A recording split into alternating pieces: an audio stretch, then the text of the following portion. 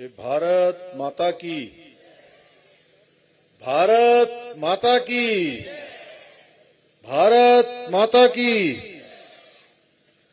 चतुर्थ सीमांत पर्वतीय बाल विज्ञान महोत्सव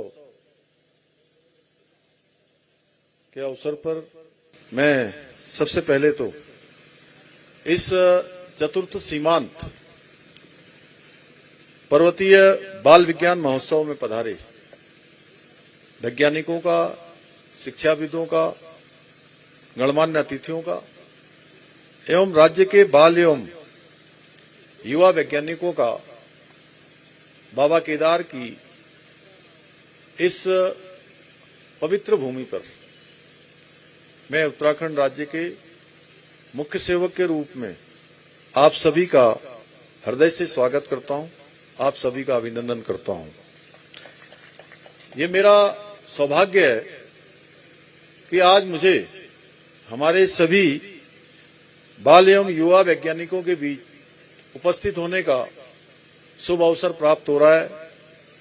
साथियों, आज के इस अवसर पर मैं भारत के मिसाइल मैन और पूर्व राष्ट्रपति भारत रत्न स्वर्गीय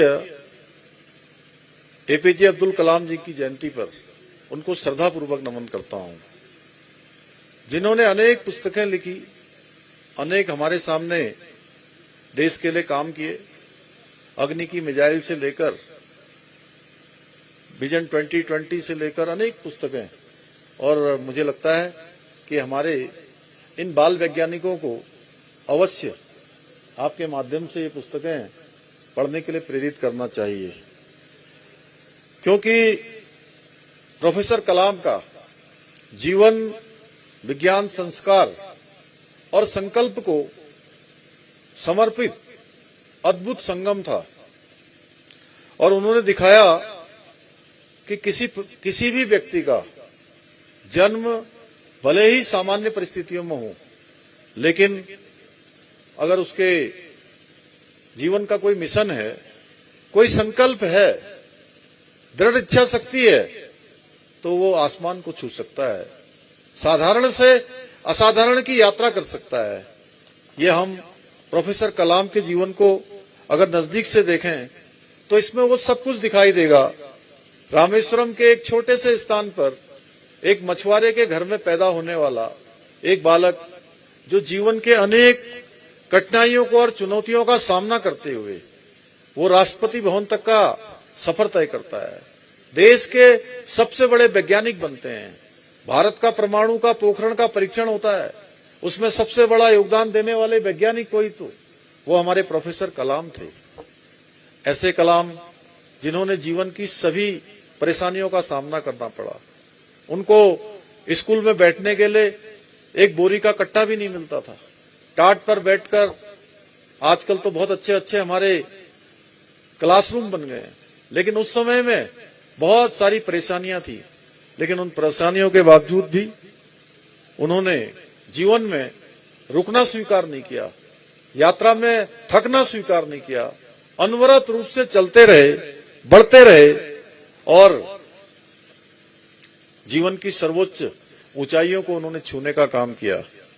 और उनके भारत के सर्वोच्च पद तक की जीवन यात्रा इस बात का प्रतीक है कि जब सपने सच्चे होते हैं तो कठिनाइयां रास्ते नहीं रोक सकते। मंजिल उनको प्राप्त होती है, रास्ता उनको मिल जाता है, उनका लक्ष्य सिद्ध हो जाता है।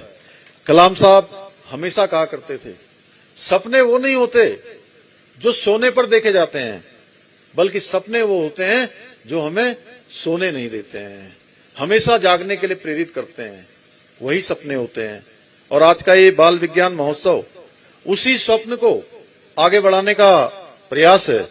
इसलिए ये केवल एक कार्यक्रम नहीं है। आप लोगों को अच्छा जरूर लगा होगा, यहाँ पर अपने अपने दूर से आए हैं, उत्तरकाशी से आए हैं, बागेश्वर से आए हैं, पिथौरागढ़ से, चंपावत से, चमोली से, इन सभी जनपदों से आप सब लोग रुद्रप्रयाग पहुंचे हैं।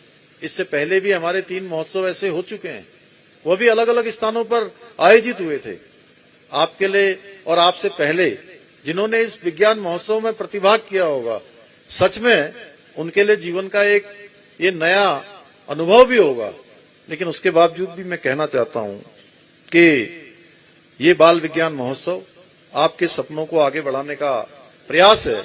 और जो प्रोफेसर कलाम की सोच है, जो वो हमको एक सोच देकर गए, इसलिए केवल एक कार्यक्रम नहीं बल्कि हमारे सीमांत क्षेत्र के जो बच्चे हैं उनकी प्रतिभा, जिज्ञासा और नवाचार से उनको परिचित कराने का एक उत्सव है।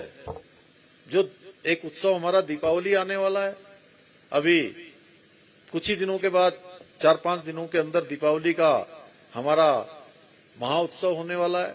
उससे पहले भी ये हमारे इस सीमांत क्षेत्र के जो भविष्य के हमारे कर्णधार है उनके लिए एक बड़ा उत्सव यूकोस्ट के द्वारा यहाँ पर आयोजित किया गया है। मैं यूकोस्ट की टीम का भी बहुत आभार व्यक्त करना चाहता हूँ।